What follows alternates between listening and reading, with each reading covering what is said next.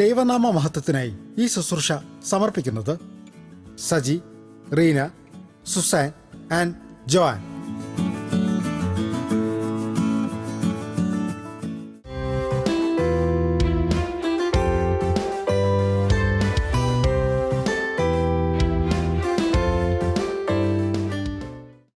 ത്രിയേക ദൈവത്തിൻ്റെ തിരുനാമത്തിന് മഹത്വമുണ്ടാകട്ടെ. കർത്താൽ പ്രിയ സഹോദരങ്ങളെ, വീണ്ടും നമുക്ക് ഒരുമിച്ച് ദൈവത്തിൻ്റെ സന്നിധിയിലേക്ക് കടന്നു വരുവാൻ ഈ രാത്രി ദൈവം ഒരുക്കിയ എല്ലാ മുഖാന്തരങ്ങൾക്കായിട്ടും ദൈവത്തെ സ്തുതിക്കാം, സ്തോത്രം ചെയ്യാം. ദൈവത്തെ സ്തുതിച്ചുകൊണ്ട് നമുക്ക് ഇന്നത്തെ ശുശ്രൂഷ ആരംഭിക്കാം. ഞങ്ങളിവിടെ സ്നേഹിക്കുന്ന ഞങ്ങളുടെ സ്വർഗ്ഗസ്ഥ പിതാവാം ദൈവമേ, അനുഗ്രഹീതമായ ഒരു ഉപവാസത്തിന് ശേഷം അവിടുത്തെ സന്നിധിയിലേക്ക് കടന്നു വരുവാൻ ഞങ്ങളെ സഹായിച്ചിരിക്കുന്ന വലിയ കൃപകൾക്കായിട്ട് ഞങ്ങൾ അങ്ങനെ സ്തുതിക്കുന്നു, സ്തോത്രം ചെയ്യുന്നു. ഞങ്ങൾ പ്രാപിച്ച അനുഗ്രഹങ്ങളും കൃപകളും അങ്ങയ്ക്ക് വേണ്ടിയിട്ട് ജ്വാലകളാക്കി പ്രവർത്തിക്കുവാൻ തക്കവണ്ണം അങ്ങ് ഞങ്ങളെ സഹായിക്കണമേ. അവിടുത്തെ തിരുനാമം മോഹത്തപ്പെടുവാൻ സഹായിക്കണമേ. ഈ രാത്രി ഞങ്ങളോട് ഹൃദ്യമായിട്ട് സംസാരിക്കണമേ. അടിയനെ അവിടുത്തെ കരങ്ങൾ സമർപ്പിക്കുന്നു. അങ്ങ് 7 അങ്ങനെ കൊണ്ട് സൂക്ഷ്മമായപ്പാൻ സഹായിക്കണമെന്ന് യേശുവിൽ അപേക്ഷിക്കുന്നു. കൃപയോടെ കേൾക്കുവാനാണമേ. ത്രിയേക ദൈവത്തിൻ്റെ തിരുനാമത്തിന് മാത്രം ഉണ്ടാകട്ടെ. കർത്താൽ പ്രിയ സഹോദരങ്ങളെ, അനുഗ്രഹീതമായ ഒരു ഉപവാസ പ്രാർത്ഥനയ്ക്ക് ശേഷമാണ് നാം ദൈവസന്നിധിയിലേക്ക് കടന്നു വരുന്നത്. ലോകത്തിൻ്റെ നാനാ രാജ്യങ്ങളിൽ അനേകർ ഈ ഉപവാസ പ്രാർത്ഥനയിൽ പങ്കെടുക്കുവാൻ തക്കവണ്ണം ദൈവം മുഖാന്തരം ഒരുക്കി എന്നുള്ളത് ഏറ്റവും അനുഗ്രഹിക്കപ്പെട്ട കാര്യമാണ്. അനേകർക്ക് ദൈവകൃപ പ്രാപിക്കുവാനും പുതിയ തീരുമാനങ്ങളോടും സമർപ്പണത്തോടും ദൈവത്തിനു വേണ്ടിയുള്ള വലിയ ലക്ഷ്യങ്ങൾക്ക് വേണ്ടി ഉള്ള പ്രയാണം ആരംഭിക്കുവാനും ദൈവം കൃപ ചെയ്യുന്നതിനായിട്ട് പ്രാർത്ഥിച്ചു. പരിശുദ്ധാത്മ ശക്തി പ്രാപിച്ചുകൊണ്ട് പുതിയ ദൗത്യങ്ങൾക്കായിട്ട് അനേകർ ഇറങ്ങി തിരിച്ചിരിക്കുന്നു എന്ന് ഞാൻ വിശ്വസിക്കുന്നു. പരിശുദ്ധാത്മാവിൻ്റെ ശക്തി വാസ്തവമായിട്ട് പ്രാപിക്കുന്ന ഒരു വ്യക്തിക്ക് ഒരിക്കലും അടങ്ങിയിരിക്കുവാൻ കഴിയുകയില്ല. നീട്ടിവെക്കുവാനോ മാറ്റിവെക്കുവാനോ കഴിയുകയില്ല. പരിശുദ്ധാത്മാവിൻ്റെ ശക്തി നിശ്ചലമായ ശക്തിയല്ല, അത് പ്രവർത്തിപ്പിക്കുന്ന ശക്തിയാണ്. ആ ശക്തി നമ്മെ ചലിപ്പിക്കുന്ന ശക്തിയാണ്.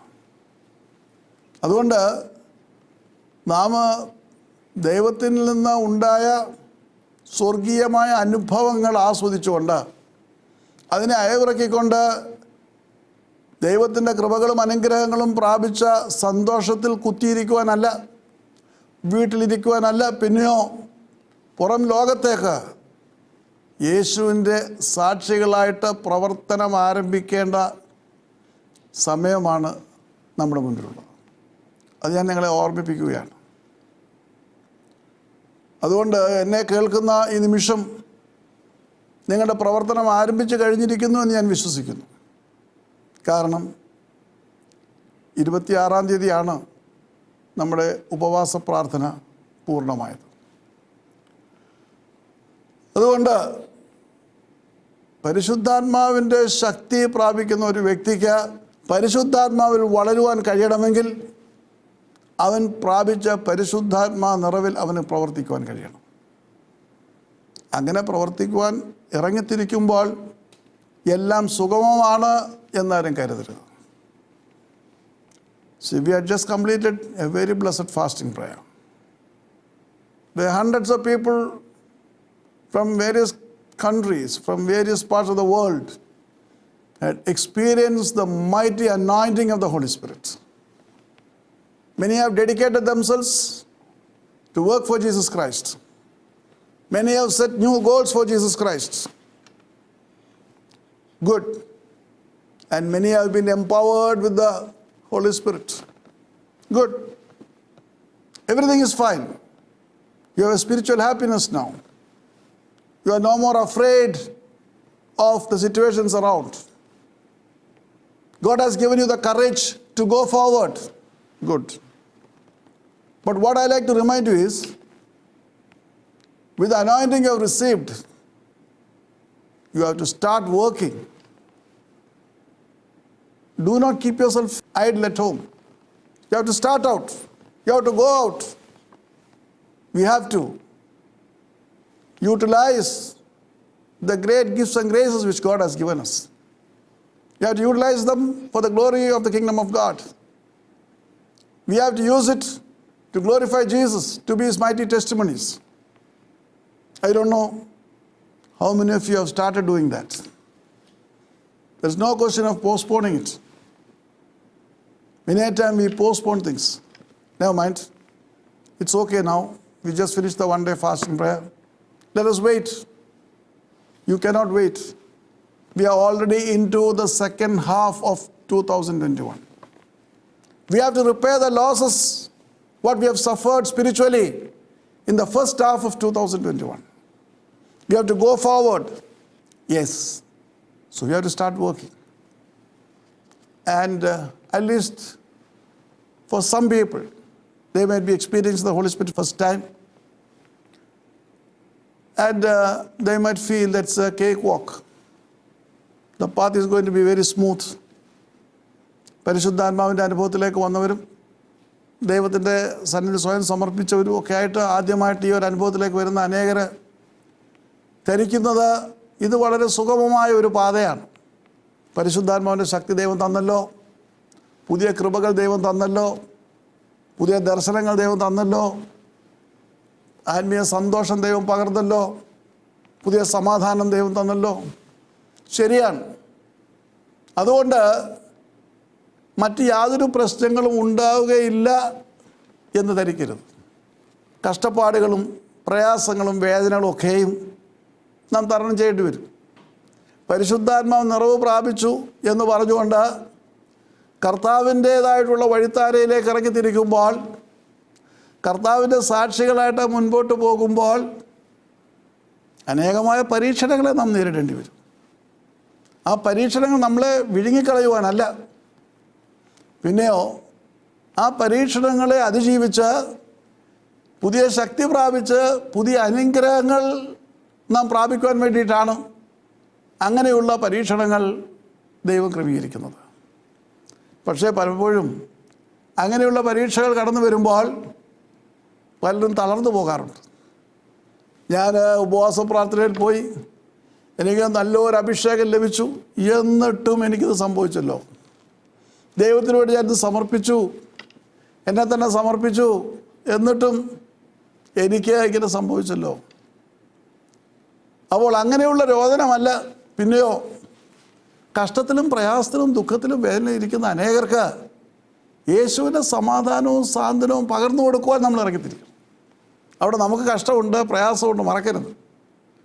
പരിശുദ്ധാത്മ ശക്തി പ്രാപിച്ചു എന്ന് പറയുമ്പോൾ കഷ്ടനഷ്ടങ്ങളില്ലാത്ത സുഖദായകമായ സന്തോഷപ്രദമായ ഒരു ജീവിതമാണ് പലരും സ്വപ്നം കാണുന്നത്. കർത്താവിന് വേണ്ടി സമർപ്പിച്ചു എന്ന് പറയുമ്പോൾ പിന്നെ കർത്താവ് എല്ലാം ഏറ്റെടുത്ത് നടത്തിക്കൊള്ളും. തീർച്ചയായിട്ടും കർത്താവ് ഏറ്റെടുത്ത് നടത്തിക്കൊള്ളും.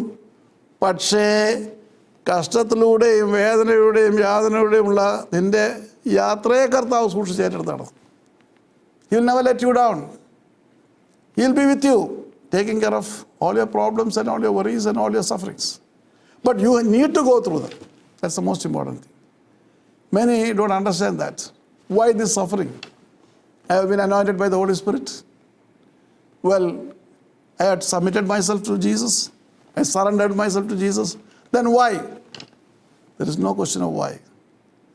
The Lord is trying to mold you. He'll be with you. It's not enough that you have an anointing and stop with that. He wants you to grow in the Spirit. So you may have to face sufferings and difficulties. പലപ്പോഴും നിസ്സഹായരായ സഹോദരങ്ങളുടെ രോദനങ്ങൾ കേൾക്കുമ്പോൾ അവരെ കരം പിടിച്ച് നടത്തുവാൻ നമുക്ക് കഴിയണം. അവരെ ആശ്വസിപ്പിക്കുവാൻ കഴിയണം. അവർക്ക് വേണ്ടി പ്രാർത്ഥിക്കുവാൻ കഴിയണം. അവരുടെ പ്രയാസങ്ങളൊക്കെ ഇറങ്ങി ചെല്ലുവാൻ കഴിയണം. യേശുവിൻ്റെ സ്നേഹം അവരിലേക്ക് പകരുവാൻ കഴിയണം. യേശുവിനെ അവർ കാണിച്ചു കൊടുക്കുവാൻ കഴിയണം. അത് ഈ കോവിഡ് രണ്ടാമത്തെ ലോക്ക്ഡൗണിൽ ഒരു സായനം എനിക്കൊരു ടെലിഫോൺ കോൾ വന്നു. അത് ആ സഹോദരി എന്നെ വിളിച്ച് പറയുകയാണ്, അക്രൈസ്തവരാണ്, എൻ്റെ ഭർത്താവ് 3 ആഴ്ചയായിട്ട് അത് ബോധമില്ലാതെ അബോധാവസ്ഥയിൽ ശരീരം പാരലൈസ് ചെയ്ത് കിടക്കുകയാണ്. കൂട്ടത്തിൽ കോവിഡ് ബാധിച്ചിരിക്കുന്നു. ആരോ ഒരാൾ എൻ്റെ നമ്പർ കൊടുത്തിട്ട് പറഞ്ഞു, വിളിച്ച് പറഞ്ഞാൽ മതി, അദ്ദേഹം പ്രാർത്ഥിക്കും. അതുകൊണ്ട് ഞാൻ അങ്ങോട്ട് പറയുകയാണ്, എൻ്റെ ഭർത്താവിനെ രക്ഷിക്കണം. ഞാൻ പറഞ്ഞു, ഭയപ്പെടേണ്ട, എൻ്റെ യേശു നിങ്ങളുടെ ഭർത്താവിനെ രക്ഷിക്കാൻ കഴിയും. എനിക്കാരുമില്ല. സത്യമാണ്. ആ മെഡിക്കൽ കോളേജിൽ തരിച്ചവിടെ പോയിരിക്കുകയാണ്. ഭർത്താവിന് അവിടെ സ്പെഷ്യൽ ഐസൊലേറ്റഡ് വാർഡാണ്, ഇൻറ്റൻസീവ് കെയർ ഐസൊലേറ്റഡ് ആണ്. കാരണം കോവിഡ് ബാധയുടെ വന്നിരിക്കുന്നത് കാണാൻ പറ്റത്തില്ല. അവിടുന്ന് പറയുന്ന വിവരങ്ങൾ കേൾക്കാനേ പറ്റത്തില്ല. എനിക്കാരുമില്ല. ഞാൻ പറഞ്ഞു, ഭയപ്പെടേണ്ട കാര്യമില്ല, യേശു ഉണ്ട്. യേശുവിനോട് പ്രാർത്ഥിക്കുക. എനിക്കായിട്ടൊന്നും ചെയ്യാൻ കഴിയുകയില്ല. പക്ഷേ യേശുവിനോട് ഹൃദയം തകർന്ന് പ്രാർത്ഥിച്ചാൽ യേശു ഉത്തരമരുളും. ഒരു സംശയം എനിക്കില്ല. യേശു ആ മുറിയിലേക്ക് നടന്നല്ലോ, എനിക്ക് സംശയമില്ല. ഞാൻ പ്രാർത്ഥിച്ചു, അവരെ ബലപ്പെടുത്തി വെച്ചു. അടുത്ത ദിവസം ആ സഹോദരൻ എന്നെ വിളിച്ച് പറയുകയാണ്, ഞാൻ രാത്രിയിൽ ഒരു സ്വപ്നം കണ്ടു. യേശു ബ്രദറിനോട് കൂടെ ആ മുറിയിലേക്ക്, എൻ്റെ ഭർത്താവ് കിടക്കുന്ന ഐസൊലേറ്റഡ് വാർഡിലെ മുറിയിലേക്ക് പോകുന്നതായിട്ട് കണ്ടു. ഉടനെ അവർ ഐസൊലേഷൻ വാർഡിൽ വിളിച്ചു, എൻ്റെ ഭർത്താവിന് എന്തെങ്കിലും സംഭവിച്ചുവോ? ഞാനിങ്ങനെ വല്ലാതെ പ്രയാസപ്പെടുന്ന, മനസ്സിൽ വളരെ ഭാരം. വളരെ ഡ്യൂട്ടി സ്റ്റാഫ് പോയി നോക്കിക്കഴിഞ്ഞപ്പോൾ അവിടെ ചെന്നപ്പോൾ ആ സഹോദരൻ്റെ വിരലുകൾ അനക്കുകയാണ്.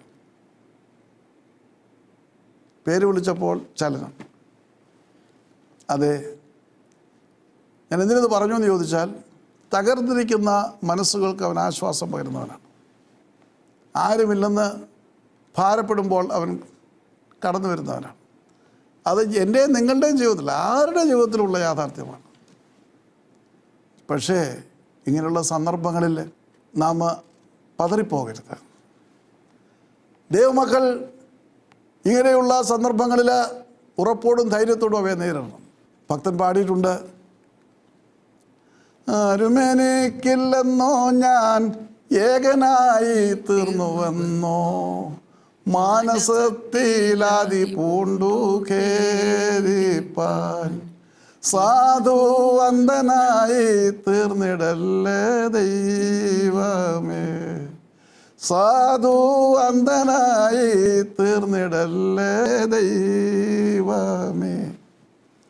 അതെ, പരിശുദ്ധാത്മ ശക്തി പ്രാപിച്ച സഹോദര സഹോദരി, യേശുവിന് വേണ്ടി പുതിയ തീരുമാനമെടുത്ത സഹോദര സഹോദരി, പ്രയാസങ്ങളുടെയും അതേ ബുദ്ധിമുട്ടുകളുടെയും ഒക്കെയും പെരുമഴ കടന്നു വരുമ്പോൾ, കൊടുങ്കാറ്റുകൾ ആഞ്ഞടിക്കുമ്പോൾ, നീ ആരുമില്ലാത്തവനാണ്, നിന്നെ സഹായിക്കാൻ ആരുമില്ല എന്ന് വിലപിക്കരുത്. അതാണ് ആ ഭക്തൻ പാടുന്നത്. ആരുമെനിക്കില്ലെന്നോ ഞാൻ ഏകനായി തീർന്നുവെന്നോ മാനസത്തിലാതി പൂണ്ടു ഖേദിപ്പാൻ സാധു അന്ധനായി തീർന്നിടല്ലേ ദൈവമേ. നാം തിരുവചനത്തിലേക്ക് നോക്കുമ്പോൾ ഇപ്രകാരം പ്രയാസങ്ങളുടെയും ബുദ്ധിമുട്ടുകളുടെയും താഴ്വാരങ്ങളിൽ ദൈവത്തെ മുറുകെ പിടിച്ച് ജയം നേടി അനേകരെ കാണുവാനായിട്ട് കഴിയും. എനിക്കിന്ന് അങ്ങനെ ഒരു കാര്യമാണ് നിങ്ങളെ ചൂണ്ടിക്കാണിക്കാനുള്ളത്. എല്ലാം വിപരീതങ്ങളാവുമ്പോൾ, എല്ലാം നമുക്കെതിരാകുമ്പോൾ, മുൻപോട്ട് പോകുവാൻ മാർഗങ്ങൾ അടയുമ്പോൾ, തകർന്നു വന്ന ലോകം പ്രഖ്യാപിക്കുമ്പോൾ, അവിടെ അത്യുന്നതനായ ദൈവത്തെ മുറുകെ പിടിച്ചുകൊണ്ട് മുൻപോട്ട് പോകുമ്പോൾ ദൈവത്തിൻ്റെ പ്രവർത്തനങ്ങൾ അനുഭവമാക്കുന്ന അനേക വേദപുസ്തക വീരന്മാരെ നമുക്ക് കാണുവാൻ കഴിയും. 2 രാജാക്കന്മാർ 19-ാം അധ്യായം 1-ാം വാക്യം വായിക്കുമ്പോൾ, ഹിസ്കിയാ രാജാവ് അത് കേട്ടപ്പോൾ വസ്ത്രം കീറി പരുക്കൻ വസ്ത്രം ധരിച്ച് യഹോവയുടെ ആലയത്തിൽ ചെന്നു. Yes, we find a king hearing a news. He has just torn apart his garments. He wore sackcloth and he went to the temple of God. See, many a time, though we are anointed by the Holy Spirit, though we get assurance by the Almighty God, when problems confront us,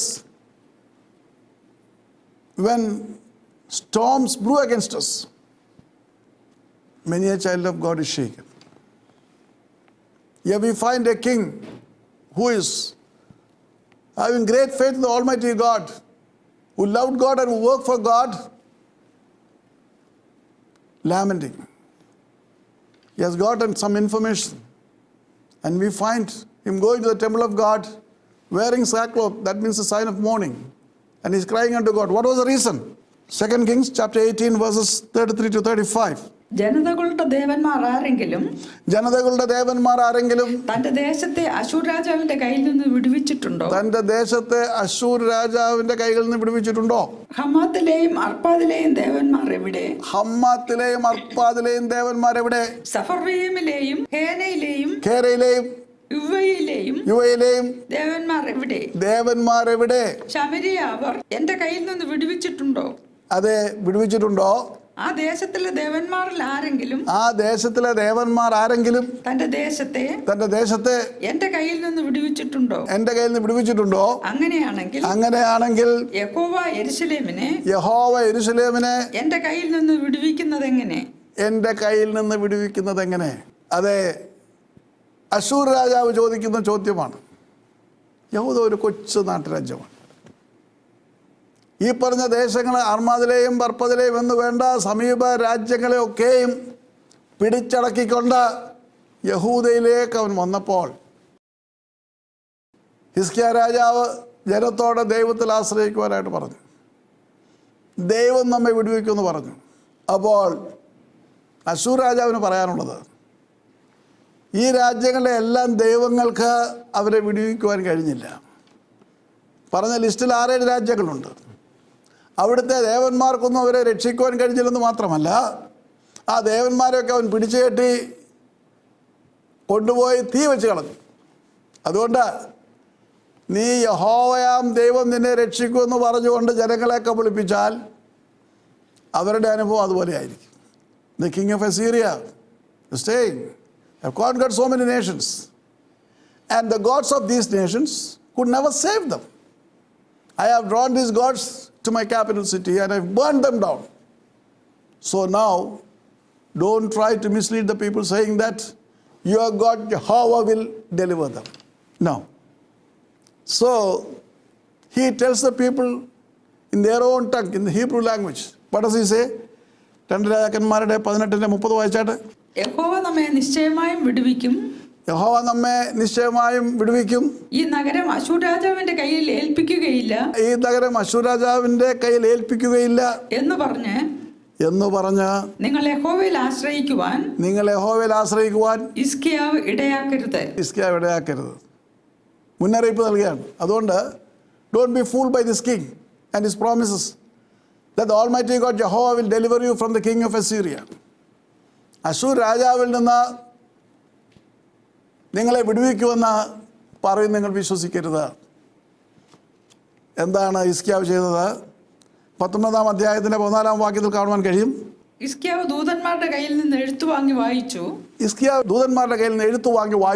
ഹിസ്കിയാവ് യഹോവയുടെ ആലയത്തിൽ ചെന്ന് യഹോവയുടെ സന്നിധിയിൽ അത് നിവർത്തി. കിട്ടിയ എഴുത്ത് സന്നദ്ധി കൊടുത്ത എഴുത്താണ്.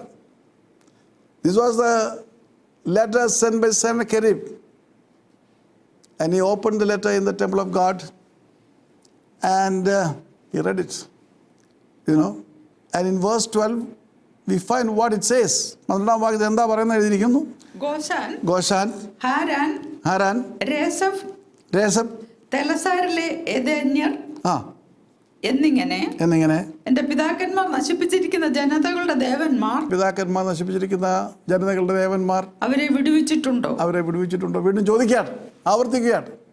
ആ രാജാക്കന്മാർക്കൊന്നും രക്ഷപ്പെടുവാൻ കഴിഞ്ഞില്ല.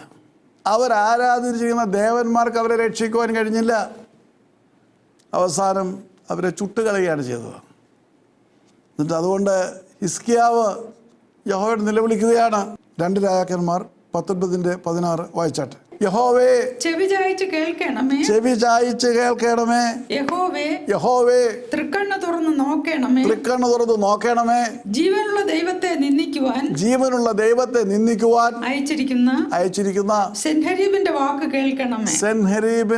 വാക്കുകൾ കേൾക്കണമേ. So, King Hezekiah, he cries out to the Lord in the temple. Please open your eyes, open your ears and hear what Sennacherib has said. He has blasphemed. He has ridiculed the Almighty God Jehovah. And we find Hezekiah crying out to the Almighty God. ദൈവത്തിൻ്റെ മറുപടിക്ക് വേണ്ടി, ദൈവം ഇടപെടുന്നതിനു വേണ്ടി ഹിസ്കിയാവ് നിലവിളിക്കുകയാണ്. എന്തുകൊണ്ടാണ് ഹിസ്കിയാവ് നിലവിളിക്കുന്നത്? നാം വായിക്കുമ്പോൾ 50-ാം സങ്കീർത്തനത്തിൻ്റെ 15-ാം വാക്യത്തിൽ അതിൻ്റെ കാരണം നമുക്ക് കാണുവാൻ കഴിയും. കഷ്ടകാലത്ത് എന്നെ വിളിച്ചപേക്ഷിക്കുക, കഷ്ടകാലത്ത് എന്നെ വിളിച്ചപേക്ഷിക്കുക, ഞാൻ നിന്നെ വിടുവിക്കുകയും ഞാൻ നിന്നെ വിടുവിക്കുകയും നീ എന്നെ മഹത്വപ്പെടുത്തുകയും ചെയ്യും. നീ എന്നെ മഹത്വപ്പെടുത്തുകയും ചെയ്യും. ദൈവത്തിൻ്റെ വാഗ്ദത്തമാണ്, ഞാൻ നിന്നെ വിടുവിക്കുകയും നീ എന്നെ മഹത്വപ്പെടുത്തുകയും ചെയ്യും. ഇന്ന് ഈ വാക്യം ഉദ്ധരിച്ചുകൊണ്ട് പ്രയാസങ്ങളും ബുദ്ധിമുട്ടുകളൊക്കെ വരുമ്പോൾ അനേകർ പ്രാർത്ഥിക്കാറുണ്ട്. ദൈവമേ, നീ അരുളി ചെയ്തിട്ടുണ്ടല്ലോ, കഷ്ടകാലത്ത് നിന്നെ വിളിച്ചപേക്ഷിക്കുക, ഞാൻ നിന്നെ വിടുവിക്കാം, നീ എന്നെ മഹത്വപ്പെടുത്തും എന്ന് നീ കൽപ്പിച്ചിട്ടുണ്ടല്ലോ എന്ന് പറഞ്ഞ് ഈ വാക്യം ഉദ്ധരിച്ച് പ്രാർത്ഥിക്കുന്ന പലരെയും എനിക്കറിയാം. പക്ഷേ ഇത് പറയുമ്പോൾ തന്നെ ഒരു ഉപാധിയോടുകൂടിയാണ് ദൈവം പറയുന്നതെന്ന് അധികം ആരും ശ്രദ്ധിക്കാറില്ല. Many quote this verse, said, just call me in your day of trouble, I will deliver you and you would glorify me. Well, it's true that the Lord has promised that, but there's a clause before that. It's not for every Tom, Dick and Harry to cry out to God and simply is going to come and answer you. There is something else which has been told before that. 14-ാം വാക്യം വായിക്കുമ്പോൾ അവിടെ കാണുവാൻ കഴിയും എങ്ങനെയാണ് വിളിച്ചപേക്ഷിക്കേണ്ടത്. വായിച്ചാട്ടെ. ദൈവത്തിന് സ്തോത്രയാഗം അർപ്പിക്കുക, ദൈവത്തിന് സ്തോത്രയാഗം അർപ്പിക്കുക, അത്യുന്നതന് നിന്റെ നേർച്ചകൾ അർപ്പിക്കുക. അത്യുന്നതന് നിന്റെ നേർച്ചകൾ അർപ്പിക്കുക. രണ്ട് കാര്യമാണ്. ദൈവത്തിന് സ്തോത്രയാഗം അർപ്പിക്കുക. യഹോവ ഭക്തന്മാർ ദൈവത്തെ സ്തോത്രം ചെയ്യുന്നവരാണ്. ദൈവം ചെയ്ത ഉപകാരങ്ങളെക്കുറിച്ച് ഓർക്കുന്നവരാണ്. ദൈവത്തിന് വേണ്ടി കാഴ്ചകൾ സമർപ്പിക്കുന്നവരാണ്. അതെ, ദൈവത്തിന് വേണ്ടിയിട്ട് ചിന്തിക്കുന്നവരാണ്. ദൈവനാമ മഹത്വത്തിന് വേണ്ടിയിട്ട് അവരെ തന്നെ സമർപ്പിക്കുന്നവരാണ്. മാത്രമല്ല പറയുകയാണ്, സ്തോത്രയാഗങ്ങൾ അർപ്പിക്കണം, നിൻ്റെ നേർച്ചകൾ, അത്യുന്നതനായ നിൻ്റെ നേർച്ചകൾ സമർപ്പിക്കണം. നേർച്ച എന്ന് പറയുന്നത് ദൈവത്തിന് വേണ്ടി കൊടുക്കുവാൻ തീരുമാനിച്ച് കൊടുക്കുന്ന കാര്യങ്ങളാണ് നേർച്ച എന്ന് വിളിക്കുന്നത്. പക്ഷേ ഇന്ന് അനേകർക്ക് ദൈവത്തിന് വേണ്ടി കൊടുക്കുവാനുള്ള മനസ്സില്ല. മറവി എന്ന മഹാരോഗം അനേകരെ ബാധിച്ചിരിക്കുകയാണ്. ഒരേ കാര്യത്തിൽ അവരുടെ തങ്ങളുടെ സമ്പാദ്യത്തിന് വേണ്ടി പ്രവർത്തിക്കാൻ അവർക്ക് യാതൊരു മടിയുമില്ല, യാതൊരു മറവിയുമില്ല. പക്ഷേ ദൈവത്തിന് വേണ്ടി കൊടുക്കുന്ന കാര്യം പറയുമ്പോൾ അതങ്ങ് മറന്നു. ദൈവത്തിന് വേണ്ടിയിട്ട് സ്തോത്രയാഗങ്ങൾ അർപ്പിക്കുവാൻ തക്കതിവണ്ണം സങ്കീർത്തനക്കാരൻ അതെ ഇവിടെ ആഹ്വാനം ചെയ്യുകയാണ്. ദൈവം കൽപ്പിക്കുകയാണ്, സ്തോത്രയാഗങ്ങൾ അത്യുന്നതനായവന് അർപ്പിക്കുക. അപ്പോൾ ഇന്ന് സ്തോത്രയാഗങ്ങൾ അർപ്പിക്കുവാൻ തക്കവണ്ണം അനേകർക്ക് കഴിയുന്നുണ്ട്. എങ്ങനത്തെ സ്തോത്രയാഗങ്ങളാണ്? സ്തോത്രം സ്തോത്രം സ്തോത്രം എന്ന് പറയുവാൻ വളരെ എളുപ്പമാണ്. എന്നാൽ തങ്ങളുടേതായിട്ടുള്ള അനുഗ്രഹങ്ങളിൽ നിന്ന് ദൈവനാമ മഹത്വത്തിനായിട്ട് പ്രവർത്തിക്കുവാൻ അനേകർ കഴിയുന്നില്ല. സ്തോത്രയാഗമെന്ന് പറയുമ്പോൾ അതൊരു അധര വ്യായാമം മാത്രമല്ല. ഇന്ന് അതുപോലും പറയുവാൻ തക്കവണ്ണം അനേകർക്ക് കഴിയുന്നില്ല എന്നുള്ള കാര്യം യാഥാർത്ഥ്യമാണ്. എങ്കിൽ പോലും നാം ദൈവത്തിൻ്റെ ശുശ്രൂഷകളെക്കുറിച്ച് ഓർക്കുവാൻ കഴിയണമെങ്കിൽ നമുക്ക് ദൈവത്തോട് സ്നേഹമുണ്ടാകണം, ദൈവത്തിന് വേണ്ടി കരുതുന്നവരാകണം. അനേകർക്ക് ഇത് പ്രവർത്തിക്കാൻ കഴിയാതെ വരുന്നതിൻ്റെ കാരണം അവർ ദൈവത്തെക്കുറിച്ച് ചിന്തിക്കുന്നില്ല. പ്രസംഗം കേൾക്കുന്നു, അവരുടെ ജീവിതത്തിൽ അനുഗ്രഹങ്ങൾ പ്രാപിക്കണം, ആപത്തുകൾ വരരുത്, രോഗങ്ങൾ വരരുത്, അഥവാ വന്നിരിക്കുന്ന രോഗങ്ങൾ സൗഖ്യമാകണം, ഇങ്ങനെയുള്ള ഭൗതികമായ തങ്ങളെ മാത്രം സ്പർശിക്കുന്ന കാര്യങ്ങളാണ് അവരെ ദൈവത്തിൻ്റെ അടുക്കിലേക്ക് കൊണ്ടുവരുന്നത്. അങ്ങനെ ദൈവത്തിൻ്റെ സന്നിധിയിൽ വന്ന് പ്രാർത്ഥിച്ചു കഴിഞ്ഞാൽ, അല്ലെങ്കിൽ പ്രസംഗങ്ങൾ കേട്ട് കഴിഞ്ഞാൽ ദൈവത്തിൻ്റെ കൃപകളും അനുഗ്രഹങ്ങളും പ്രാപിക്കുവാൻ കഴിയുമെന്നാണ് അനേകർ ധരിക്കുന്നത്. എന്നാൽ ദൈവം പറയുന്നു, കഷ്ടകാലത്ത് എന്നെ വിളിച്ചപേക്ഷിക്കുക, ഞാൻ നിന്നെ വിടുവിക്കും. നീ ആയിരിക്കുന്ന പ്രയാസങ്ങളിൽ നിന്ന് നീ ആയിരിക്കുന്ന ബുദ്ധിമുട്ടുകളിൽ നിന്ന്, നീ ആയിരിക്കുന്ന രോഗങ്ങളിൽ നിന്ന്, നീ ആയിരിക്കുന്ന വേദനകളിൽ നിന്ന്, നീ ആയിരിക്കുന്ന പ്രതിസന്ധികളിൽ നിന്ന് നിന്നെ വിടുവിക്കുവാൻ ദൈവത്തിന് കഴിയും. അതാണ് ഈ കഷ്ടകാലം എന്ന് പറയുന്നത്. തനിയെ മുൻപോട്ട് പോകാൻ കഴിയാതെ കാലുകൾ കുഴയുന്ന അവസ്ഥ, പ്രവർത്തിക്കുവാൻ കഴിയാതെ കൈകൾ ബലഹീനമായി പോകുന്ന അവസ്ഥ, കഷ്ടകാലം. ദൈവം തൻ്റെ ഭക്തന്മാരോടാണ് പറയുന്നത്, കഷ്ടകാലത്ത് എന്നെ വിളിച്ചപേക്ഷിക്കുക, ഞാൻ നിന്നെ വിടുവിക്കും.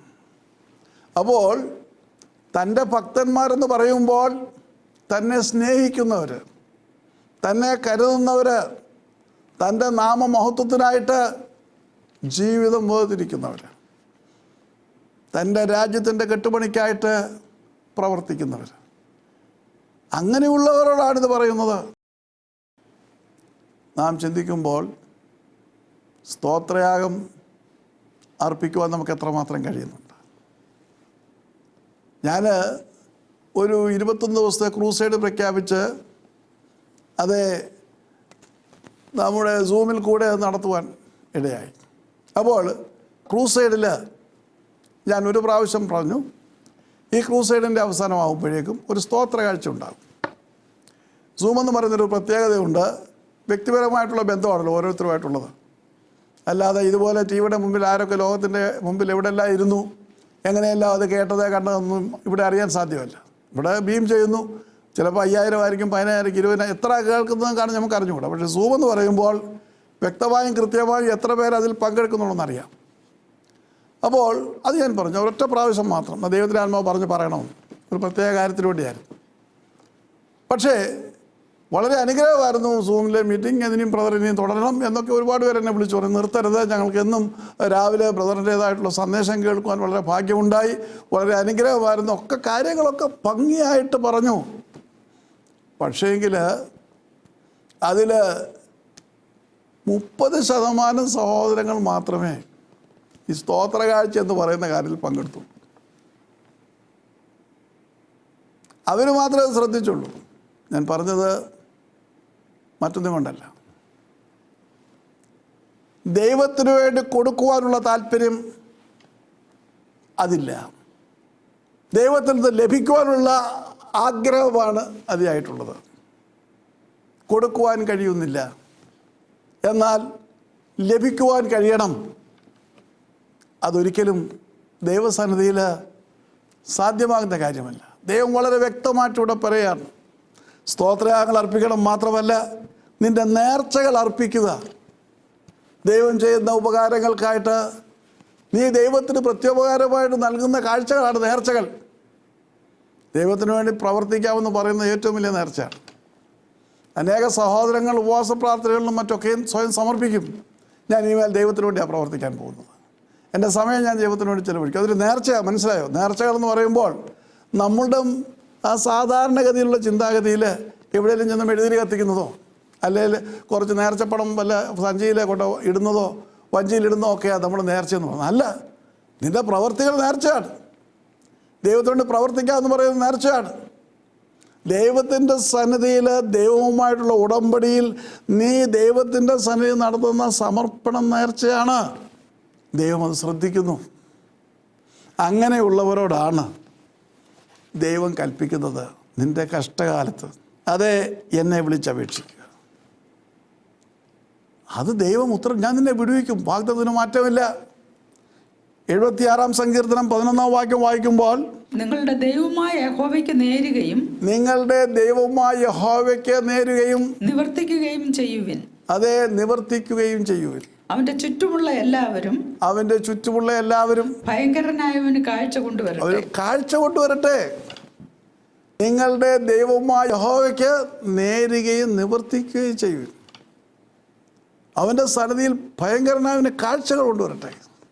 നാം ദൈവത്തിന് വേണ്ടി സമർപ്പിക്കുന്നതിന് ഒരു പ്രത്യേക പേരാണ് പിതാക്കന്മാർ നൽകിയിരിക്കുന്നത്, സ്തോത്ര കാഴ്ച. ഇപ്പോൾ ഈ കോവിഡ് മീറ്റിങ്ങിലൊന്നും സ്തോത്ര കാഴ്ചയ്ക്ക് സൗകര്യമില്ല. കാരണം അനേക രാജ്യങ്ങളും അനേകരാണ്, നമുക്കങ്ങനെ ഒരു സംവിധാനമില്ല, പല രാജ്യങ്ങളിലാണ്. പക്ഷേ ആർക്ക് വേണമെങ്കിലും എവിടെ നിന്ന് വേണമെങ്കിലും ആ സ്തോത്ര കാഴ്ച എത്തിക്കാനുള്ള മുഖാന്തരങ്ങളുണ്ട്, ഒരു സംശയവുമില്ല.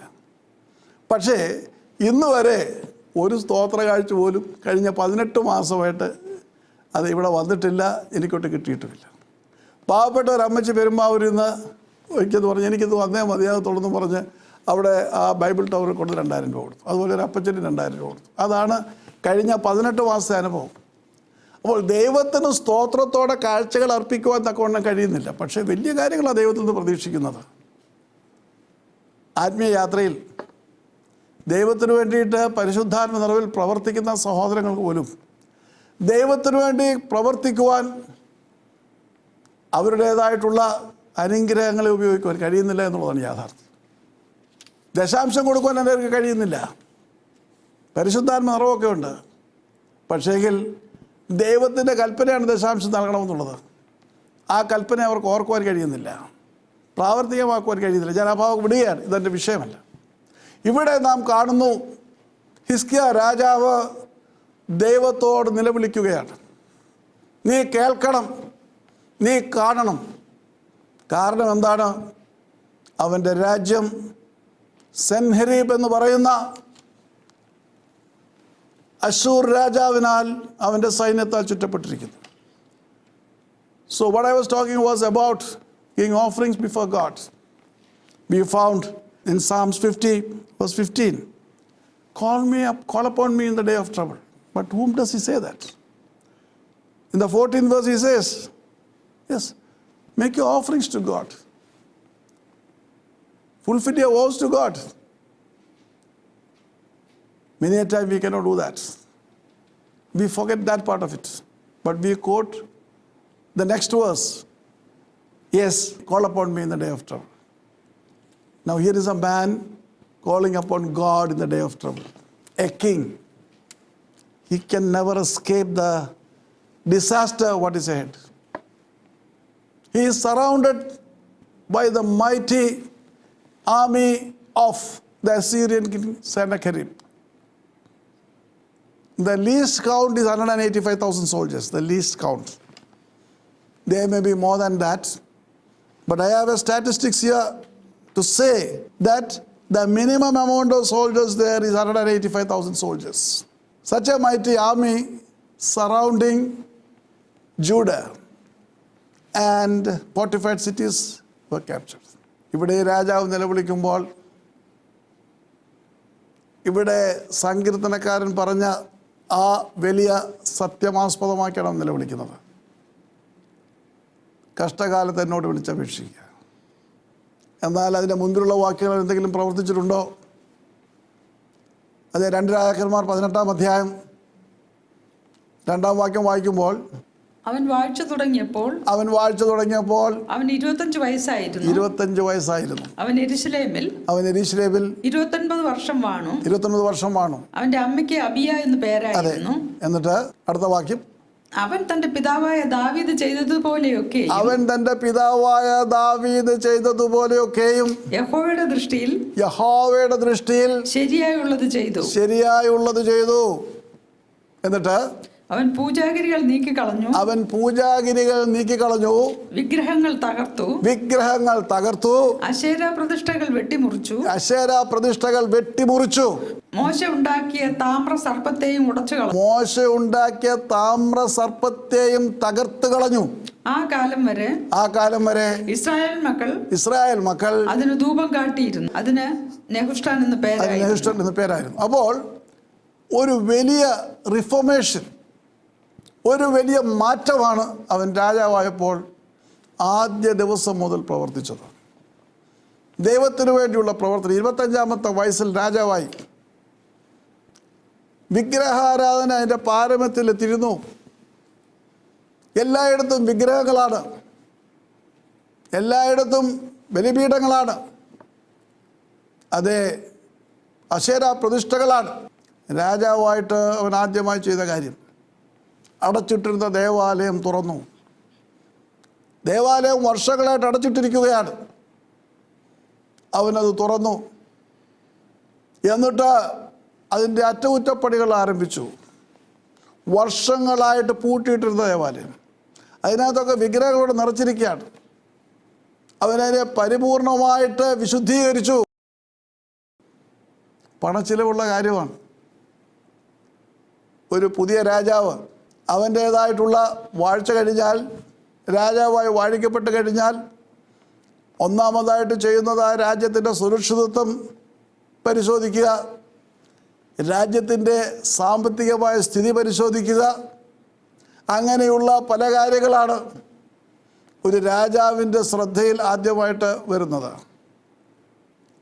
എന്നാൽ ഇവിടെ അവൻ്റെ സുരക്ഷിതത്വമോ അവൻ്റെ സൈന്യമോ അവൻ്റെ ഖജനാവോ ഒന്നുമല്ല ഹിസ്കിയാവ് നോക്കിയത്.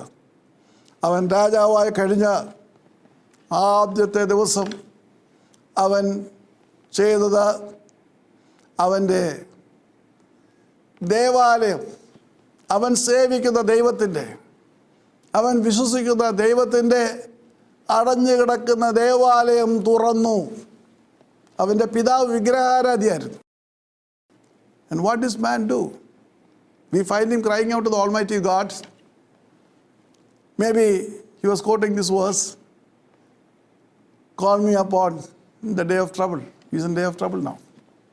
Ezekiel is surrounded by the mighty army of the Syrians.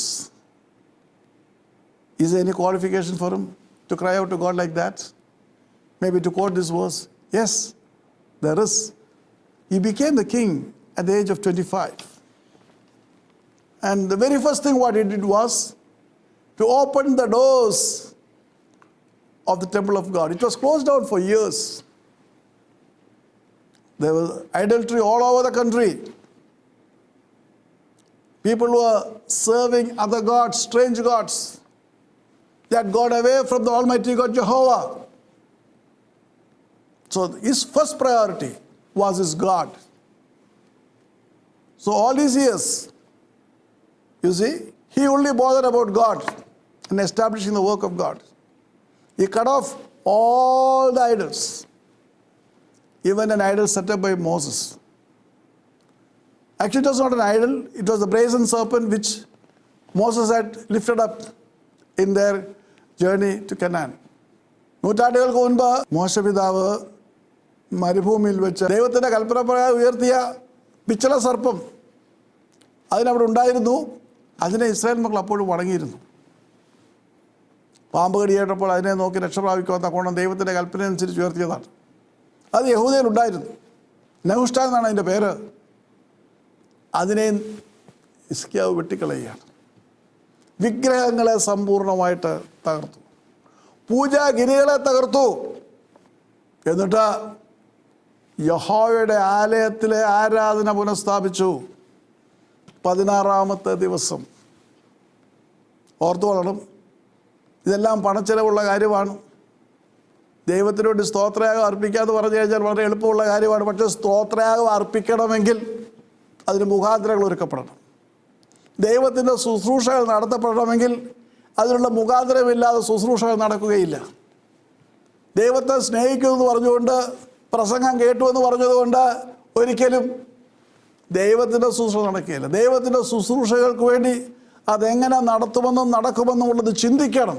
ഒരു ദൈവ പൈതലിൻ്റെ ചുമതല ഏതാണ്? ഹിസ്കിയാവിനെ സംബന്ധിച്ച് അവർ ദൈവത്തിൻ്റെ ആരാധന പുനഃസ്ഥാപിക്കണം. പക്ഷേ ദൈവത്തിൻ്റെ ആരാധന പുനഃസ്ഥാപിക്കണമെങ്കിൽ അടഞ്ഞു കിടക്കുന്ന യെരൂശലേം ദേവാലയം തുറക്കണം.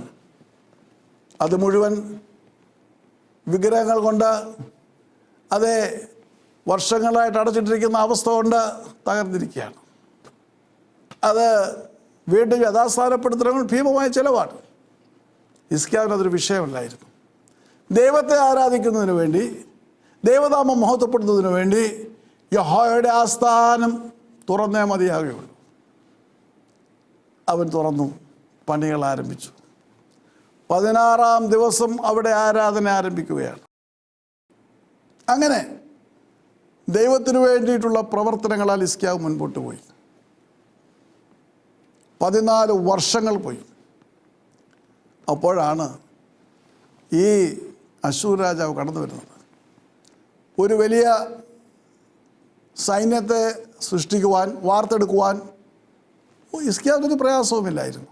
പക്ഷേ ഹിസ്കിയാവ് അത് നല്ല ശ്രദ്ധ ചെലുത്തിയത് ദൈവത്തിൻ്റെ വേലയ്ക്ക് വേണ്ടിയിട്ടാണ്, ദൈവനാമ മഹത്വത്തിന് വേണ്ടിയിട്ടാണ്. അവൻ്റെ കഴിവുകൾ മുഴുവൻ വിനിയോഗിച്ചത്, അവൻ്റെ സമ്പത്ത് വിനിയോഗിച്ചത്, അവൻ്റേതായിട്ടുള്ള എല്ലാവിധമായ കഴിവുകളും ദൈവനാമം മഹത്വപ്പെടുവാനായിട്ടാണ് ഉപയോഗിച്ചത്. വലിയ പെസഹ ആചരിച്ചു. അതെ, ഇങ്ങനെ വർഷങ്ങൾ മുൻപോട്ട് പോയി കഴിഞ്ഞപ്പോൾ യഹൂദയ്ക്ക് പ്രത്യേകമായിട്ടൊരു വലിയ പ്രബലമായ സൈന്യമില്ല എന്ന് സെൻഹരീബ് മനസ്സിലാക്കി. When he spent all his time, all his wealth for the glory of God, well, nothing left to build a big army for his country. There was not a mighty army there. Judah was a small kingdom. So the king of Syria knew that this is a weak nation. And from his experience, he had captured so many neighboring kingdoms. There's, in those times there were small kingdoms. He captured them all, conquered them all, and conquered their gods, brought their gods to the capital city and burned them. And the end point is Judah. And when he looked at Judah, it's the easiest to be captured because they don't have a big army. They don't have an army at all, for that matter. A namesake army. And the king had never bothered about it. All what he would tell his people is that God will deliver them. That's why he mocks Hezekiah. And he mocks the God of Hezekiah. ഹിസ്കിയാവിൻ്റെ ദൈവത്തെ അവൻ നിന്ദിക്കുകയാണ്. ദൈവത്തിനെതിരെ അവൻ പറയുന്ന വാക്കുകൾ, ഹിസ്കിയാവിനെതിരെ പറയുന്ന വാക്കുകൾ എല്ലാം സ്വർഗം കേൾക്കുകയാണ്. അതുകൊണ്ടാണ് അവൻ നിലവിളിക്കുന്നത്, യഹോവേ ചെവി തുറന്ന് കേൾക്കണം, കണ്ണു തുറന്ന് കാണണമേ. ഈ തരുണത്തിലൊന്ന് ഞാൻ പറഞ്ഞുകൊള്ളട്ടെ, എൻ്റെ നിങ്ങളുടെ ആത്മീയയാത്രയിൽ ഇതുപോലെയുള്ള അനേകമായ നിന്ദകളും പരിഹാസങ്ങളും ഒക്കെ നാം കേൾക്കേണ്ടി വരുന്ന സന്ദർഭങ്ങളുണ്ട്. അവിടെയൊക്കെയും നാം അതിന് പകരം നൽകുവാൻ തക്കവണ്ണം ശ്രമിക്കരുത്. ഹിസ്കിയാവിനെ പോലെ ദൈവത്തോട് പറയണം, ദൈവത്തിൻ്റെ ആലയത്തിലും ദൈവത്തോട് നിലവിളിക്കണം, യഹോവേ ചെവി തുറന്ന് കേൾക്കണം. ദൈവം കേട്ടിട്ടുണ്ട്, കാണണം. ദൈവത്തിൻ്റെ ജനത്തെ നിന്ദിക്കുന്നത്, ദൈവത്തിൻ്റെ ഭൃത്യന്മാരെ നിന്ദിക്കുന്നത്, ദൈവത്തിൻ്റെ ജനത്തെ ആക്ഷേപിക്കുന്നത്, അവരെക്കുറിച്ച് വ്യാജകൾ പറഞ്ഞു വരുത്തുന്നതൊക്കെയും ദൈവത്തിനെതിരെ ചെയ്യുന്ന കൊടുംപാതകങ്ങളാണ്. ഇവിടെ അശ്ശൂർ രാജാവായ സെൻഹരീബ് അതാണ് ചെയ്തത്. ഹിസ്കിയാവിന് യാതൊന്നുമില്ല, സൈന്യമില്ല, സന്നാഹങ്ങളില്ല. അവൻ തൻ്റെ വസ്ത്രം കീറി ദേവാലയത്തിൽ വന്ന് ദൈവത്തോട് നിലവിളിച്ചു. എങ്ങനെയാണ് ദൈവം പ്രവർത്തിക്കുന്നത് നമുക്കറിഞ്ഞുകൂടാ. തൻ്റെ ഭക്തന്മാർക്ക് വേണ്ടി ദൈവം എങ്ങനെയാണ് ഓരോ സന്ദർഭങ്ങളിൽ പ്രവർത്തിക്കുന്നതെന്ന് ലോകത്തെ ഒരു മനുഷ്യനും മനസ്സിലാക്കുവാൻ കഴിയുകയില്ല. ഹിസ്കിയാവ് അവൻ്റെ ഭാഗം പൂർത്തിയാക്കി. ദൈവത്തിൻ്റെ സന്നിധിയിൽ ദൈവം കൽപ്പിച്ചിരുന്ന പ്രകാരം ദൈവത്തെ വിളിച്ചപേക്ഷിച്ചു. കഷ്ടകാലത്ത് എന്നെ വിളിച്ചപേക്ഷിച്ചു. അതെ, ഞാൻ നിന്നെ വിടുവിക്കും. എങ്ങനെയാണ് വിടുവിക്കുന്നതെന്ന് ഹിസ്കിയാവിന് അറിഞ്ഞുകൂടാ. മുന്നോട്ട് പോകട്ടെ. 19-ാം അധ്യായത്തിൽ 35, 36, 37 വാക്യങ്ങൾ വായിക്കുമ്പോൾ കാണുവാൻ കഴിയും. അന്ന് രാത്രി യഹോവയുടെ ദൂതൻ പുറപ്പെട്ടു. അന്ന് രാത്രി എന്ന് പറയുമ്പോൾ ഹിസ്കിയാവ് നിലവിളിച്ച രാത്രിയിൽ യഹോവയുടെ ദൂതൻ പുറപ്പെട്ടു. അശൂർ പാളയത്തിൽ 185,000 പേരെ കൊന്നു. 185,000 പേരെ കൊന്നുകളഞ്ഞു. 185,000 പടയാളികളെ കൊന്നുകളഞ്ഞു. അതുകൊണ്ടാണ് ഞാൻ പറഞ്ഞത്, യഹൂദയെ വളഞ്ഞ ഏറ്റവും ചെറിയ സൈന്യത്തിൻ്റെ സംഖ്യ 185,000 ആയിരിക്കുമെന്ന്. അപ്പോൾ ഈ കൊച്ചു രാജ്യത്തെ വളഞ്ഞ 185,000 പടയാളികളെ സ്വർഗത്തിലെ ദൈവത്തിൻ്റെ ഒരു ദൂതൻ ആ രാത്രി ഇറങ്ങി വന്ന് സംഹരിച്ചു കളഞ്ഞു. ലോക ചരിത്രത്തിലെ ഏറ്റവും വലിയ സംഹാരമാണ് സൈന്യത്തെ സംബന്ധിച്ച്. സംഹരിച്ചു. എന്നിട്ട് ജനം രാവിലെ എഴുന്നേറ്റപ്പോൾ അവരെല്ലാവരും ശവങ്ങളായി കിടക്കുന്നത് കണ്ടു. അവരെല്ലാവരും ശവങ്ങളായി കിടക്കുകയാണ്. ഇവർ വന്ന് പാളയം അടിച്ച സ്ഥലം യഹൂദയുടേതായിട്ടുള്ള പടിവാതിക്കലാണ്. യെരുശലേമിന് തൊട്ടടുത്ത് നിൽക്കുകയാണ്. യെരുശലേം പിടിച്ചെടുക്കാനായിട്ട് വന്നതാണ്.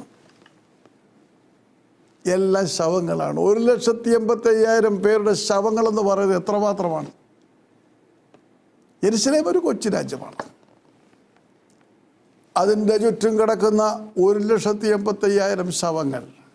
എന്നിട്ട് അങ്ങനെ അശൂർ രാജാവ് സൻഹെരീബ് മടങ്ങിപ്പോയി. അവൻ സൻഹെരീബ് മടങ്ങിപ്പോകലും ഓടിപ്പോയി നിനവയിൽ പാർത്തു. നിനവയിൽ ചെന്നു, അവിടെ പാർത്തു. എന്നിട്ട് അവൻ തന്റെ ദേവനായ നിസ്രോക്കിന്റെ ക്ഷേത്രത്തിൽ ആരാധിക്കുന്ന സമയത്ത് അവന്റെ പുത്രന്മാരായ അദ്രമലേഖും ശരേസറും അവനെ വാൾ കൊണ്ടുവന്ന് അരാരാത്ത് ദേശത്തേക്ക് ഓടിപ്പോയി കളഞ്ഞു. എന്താണ് സംഭവിച്ചത്? ദൈവത്തെ നിന്ദിച്ച ഒരുവന്റെ അവസാനമാണ്. അവന്റെ സൈന്യത്തെ മുഴുവൻ ഒരൊറ്റ രാത്രി കൊണ്ടാണ്. ഹിസ്കിയാവ് നിലവിളിച്ച രാത്രിയിൽ അവന്റെ സൈന്യത്തെ ദൈവം തകർത്ത് കളഞ്ഞു. മാത്രമല്ല അവന്റെ മകനായ യേസർ ഹദോൻ അവന്റെ പകരം രാജാവായി തീർന്നു. അവൻ അനേക ദൈവങ്ങളെ കൊണ്ടുവന്ന് കത്തിച്ചു കളഞ്ഞ, മറ്റ് രാജ്യങ്ങളെ ദേവന്മാരെ പിടിച്ചുകൊണ്ടുവന്ന് വീമ്പടിച്ച അവൻ്റെ തലസ്ഥാന നഗരിയിലേക്ക് അവൻ ഓടിച്ചെന്നു. അവൻ്റെ ദേവനായ നിസ്രോക്കിനെ ആരാധിച്ചുകൊണ്ടിരിക്കുകയാണ്. എല്ലാം തകർന്നു, സൈന്യമെല്ലാം പൊടിപൊടിയായി, എല്ലാം തകർന്നു, ശവങ്ങളാണ്. അപ്പോഴാണ് അവൻ്റെ 2 മക്കൾ വന്ന് അവൻ ആരാധിച്ചുകൊണ്ടിരിക്കുമ്പോൾ അവനെ വെട്ടിക്കൊന്നു. എന്നിട്ട് അവർ ഓടിപ്പോയി ആരാധനയിലേക്ക്. അത്യുന്നതനായ ദൈവം തന്നെ സേവിക്കുന്ന, തന്നെ സ്നേഹിക്കുന്ന, തനിക്ക് വേണ്ടി കരുതുന്ന, തനിക്ക് വേണ്ടി പ്രവർത്തിക്കുന്ന, കാഴ്ചകളാലും സ്തോത്രയാഗങ്ങളാലും സദാ തന്നെ ആരാധിക്കുന്ന തൻ്റെ ദാസനായ ഹിസ്കിയാവിന് വേണ്ടി പ്രവർത്തിച്ച വലിയ അത്ഭുതം. You see what had happened? Hezekiah cried out in the temple of God. He rent his clothes. He cried out. He asked God, open your eyes, open your ears. Yes, God did open the eyes. God opened his ears. And what happened? That very night, an angel of God came down into the barracks of Sennacherib. 185,000 soldiers were slaughtered by the angel of God. You see the real and the correct figure. These were the soldiers that had engulfed Jerusalem. They were surrounding Jerusalem. You see, 185,000 human soldiers and 1 angel of God. He came and he slaughtered them all. And what happened? Sennacherib had ran away. He went to Nineveh, his capital city, and he was worshipping his god Nisroch. And we find that he was murdered by his 2 sons. See, we serve a God who cares for his people, who hears the cries of his people. When they cry out in trouble, he answers and he delivers them. But he does that for the people who are honest to him. People who take care of his needs. People who will build his kingdom. Hezekiah was a king who strived to bring down the glory of God to his people, who turned his people to the Almighty God. His father didn't do that. Judah was full of idols. He completely destroyed the idols. All the groves of Asherah, everything was destroyed. And he reinstated the worship of the Almighty God. God cannot be silent. ദൈവത്തിന് മൗനമായിരിക്കുവാൻ സാധ്യമല്ല.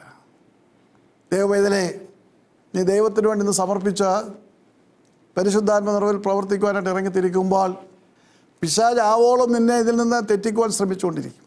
പക്ഷേ നിനക്കിവിടെ ഭയപ്പെടേണ്ട കാര്യമില്ല. നീ വാസ്തവമായിട്ട് ദൈവത്തെ സ്നേഹിക്കുന്നുവെങ്കിൽ, ദൈവത്തിൻ്റെ വേലയ്ക്ക് വേണ്ടി കരുതുന്നവനാണെങ്കിൽ, ദൈവത്തിന് സ്തോത്രയാഗങ്ങൾ അർപ്പിക്കുന്നവനാണെങ്കിൽ, ദൈവത്തിൻ്റെ കാഴ്ചകൾ അർപ്പിച്ചുകൊണ്ട് അവൻ്റെ നാം മൗനത്തിനായിട്ട് പ്രവർത്തിക്കുന്നവനാണെങ്കിൽ, ദൈവരാജ്യത്തെ കെട്ടുപണിക്ക് വേണ്ടി നിന്നെ തന്നെ ഹോമിച്ചുകൊണ്ട് നീ പ്രവർത്തിക്കുന്നവനാണെങ്കിൽ, അവൻ നിന്നെ ഒരിക്കലും ഉപേക്ഷിക്കുകയില്ല. നീ പരിശുദ്ധാത്മ നിറവ് പ്രാപിച്ചു എന്ന് പറഞ്ഞുകൊണ്ട് നാക്കൊണ്ടുള്ള സ്തോത്രങ്ങളല്ല, പ്രവൃത്തി കൊണ്ട് ദൈവം നിനക്കെന്ന അനുഗ്രഹങ്ങൾ കൊണ്ടുള്ള ആ പ്രവൃത്തികളാൽ നീ മുൻപോട്ട് പോവുകയാണെങ്കിൽ ദൈവത്തിന് എന്നെ ഉപേക്ഷിക്കുവാൻ കഴിയുകയില്ല. അതേ ഹിസ്കിയാവ് നിലവിളിച്ചതുപോലെ, യഹോവയെ കേൾക്കണമേ, ചെവി തുറന്ന് കേൾക്കണമേ, കണ്ണു തുറന്ന് കാണണമേ എന്ന നീ നിലവിളിക്കുമ്പോൾ അവൻ കണ്ണു തുറക്കും, അവൻ കാണും, അവൻ ചെവി തുറക്കും, കേൾക്കും. മാത്രമല്ല, നീട്ടിവെക്കുന്ന പ്രശ്നമില്ല. ആ രാത്രിയിൽ, വളരെ പ്രധാനപ്പെട്ട വാക്കാണത്, ആ രാത്രിയിൽ യഹോവയുടെ ദൂതൻ അതേ അശൂർ പാളയത്തിലിറങ്ങി. എൻ്റെയും നിങ്ങളുടെയും യുദ്ധക്കളത്തിൽ അവൻ ഇറങ്ങും. നമ്മെ വിഴുങ്ങുവാൻ ഭാവിക്കുന്ന, നമ്മെ തകർക്കുവാൻ ഭാവിക്കുന്ന, വ്യാജങ്ങളാലും വഞ്ചനകളാലും ദൈവത്തിൻ്റെ വേലയെ തകർക്കുവാൻ ഇറങ്ങിത്തിരിക്കുന്ന ഓരോരുത്തരുടെ മേലും യഹോവ തൻ്റെ ന്യായവിധി ഇറക്കും, യാതൊരു സംശയവുമില്ല. അതുകൊണ്ട് ഇന്ന് ഏതവസ്ഥയിലാണ് നീ വചനം കേൾക്കുന്നത്? അതുകൊണ്ട് ദൈവത്തിൻ്റെ പൈതലേ, ഒരു പുതിയ തീരുമാനമെടുത്തുകൊണ്ട് ഇറങ്ങിത്തിരിക്കുമ്പോൾ ഏതവസ്ഥയിലാണ് ഇതിലൂടെ വന്നിരിക്കുന്നത്? നിൻ്റെ ഹൃദയം ഭാരപ്പെടുന്നുവോ? കഷ്ടങ്ങൾ കൂമ്പാരമായിട്ട് അതിൻ്റെ മുമ്പിലുണ്ടോ? എങ്കിൽ ഭയപ്പെടേണ്ട കാര്യമില്ല. ഹിസ്കിയാവിൻ്റെ ദൈവം നമ്മുടെ ദൈവമാണ്. പക്ഷേ ഹിസ്കിയാവിൻ്റെ ദൈവം എന്ന് പറയുമ്പോൾ ഹിസ്കിയാവ് പ്രവർത്തിച്ചതുപോലെ ജനങ്ങളും പ്രവർത്തിക്കണം. അതിന് പലപ്പോഴും നമുക്ക് കഴിയാറില്ല. ദൈവത്തിനോട് പ്രവർത്തനമെന്ന് പറയുന്നത് പ്രസംഗം കേൾക്കുകയോ പ്രസംഗങ്ങൾ മാർക്കിടുകയോ ചെയ്യുന്നതല്ല. ചാനൽ മാറി പ്രസംഗം കേൾക്കുന്നതല്ല. ദൈവത്തിനു വേണ്ടി ദൈവം തന്ന അനുഗ്രഹങ്ങൾ ഉപയോഗിച്ചുകൊണ്ട് ദൈവത്തിൻ്റെ ശുശ്രൂഷകളെ പരിപോഷിപ്പിക്കുവാൻ തക്കോണം മനഃപൂർവ്വമായി നീ പ്രവർത്തിക്കുമ്പോഴാണ് നിൻ്റെ പരമാർത്ഥത സ്വർഗം രേഖപ്പെടുത്തുന്നത്. അപ്പോഴാണ് കർത്താവിൻ്റെ വചനം, ദൈവത്തിൻ്റെ വചനം നിൻ്റെ ജീവിതത്തിൽ പ്രാവർത്തികമാകാൻ പോകുന്നത്. കഷ്ടകാലത്ത് എന്നെ വിളിച്ചപേക്ഷിക്കുക, ഞാൻ നിന്നെ വിടുവിക്കും. ഹിസ്കിയാവ് നേരിട്ട പ്രശ്നത്തെക്കാൾ ഒരു വലിയ പ്രശ്നമില്ല. കാരണം തൻ്റെ കൊച്ചു രാജ്യത്തിന് ചുറ്റും 1,85,000 പടയാളികളാണ് ചുറ്റിക്കിടന്നത്. അതുകൊണ്ട് ദൈവത്തിന് വേണ്ടി പ്രവർത്തിക്കുവാൻ തക്കണം. പരിശുദ്ധാത്മ ശക്തി പ്രാപിച്ചു, ശരി തന്നെ. പക്ഷേ നീ ദൈവത്തിന് വേണ്ടി എന്താണ് പ്രവർത്തിക്കുന്നത്? നീ കേട്ട് കണ്ടാ പോകുന്നതല്ലാതെ ദൈവത്തിൻ്റെ വേലയ്ക്ക് കൈത്താങ്ങ് നൽകുവാൻ നിനക്ക് കഴിഞ്ഞിട്ടുണ്ടോ? കൈ കൊടുക്കുവാൻ നിനക്ക് കഴിഞ്ഞിട്ടുണ്ടോ? പരിശോധിച്ച് നോക്കണം. അനേകരെ കഷ്ടത്തിലെ വീണ്ടും വീണ്ടും താണു പോകുന്നതിൻ്റെ കാരണം അതാണ്. Very helpful with the mouth. That's not what God wants. He wants you to work for God. It's not mere words, but works is what God considers. And for works, you may have to sacrifice many things. Yes, I'm not going to elaborate on that. But tonight, God gives an assurance. God will save us amidst trouble. He will deliver us and we will glorify Him. But how? When we go to Him with thanksgiving.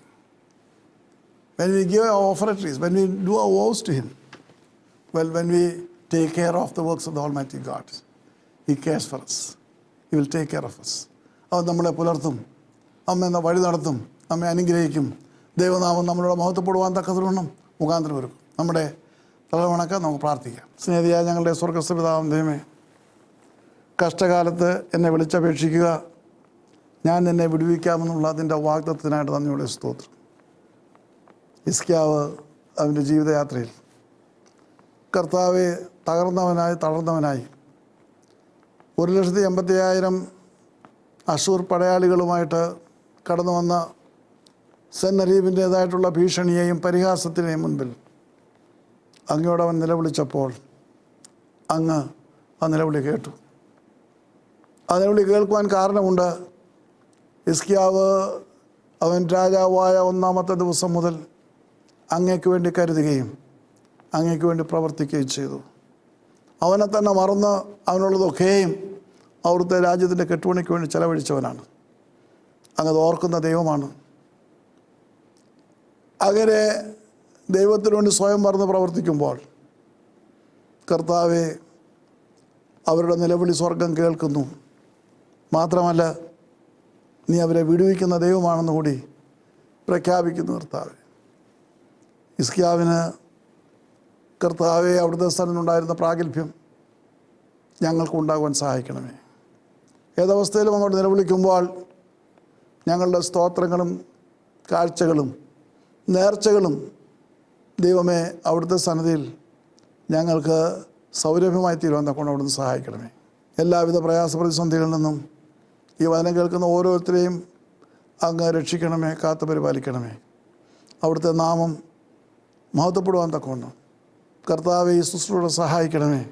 ഇതിൻ്റെ കൈത്താലത്തിൽ തരുന്നവരെയും കർത്താവെ ഇതിനുവേണ്ടി പ്രവർത്തിക്കുകയും ചിന്തിക്കുകയും ചെയ്യുന്നവരെയും ഞാൻ അനുഗ്രഹിച്ച് 2021 രണ്ടാം പകുതിയിൽ നിൻ്റെ മഹത്തായ ശുശ്രൂഷയ്ക്ക് വേണ്ടി അനേകർ പ്രവർത്തിപ്പാൻ തക്കവണ്ണം സന്നദ്ധരായി മുൻപോട്ട് വരുവാൻ തക്കവണ്ണം അവിടുത്തെ പരിശുദ്ധാത്മ പ്രവർത്തിക്കുകയും പരിവർത്തിക്കുകയും ചെയ്യണമെന്ന് യേശുനാഥൻ അപേക്ഷിക്കുന്ന കൃപയോടെ കേൾക്കുമാറാകണമേ.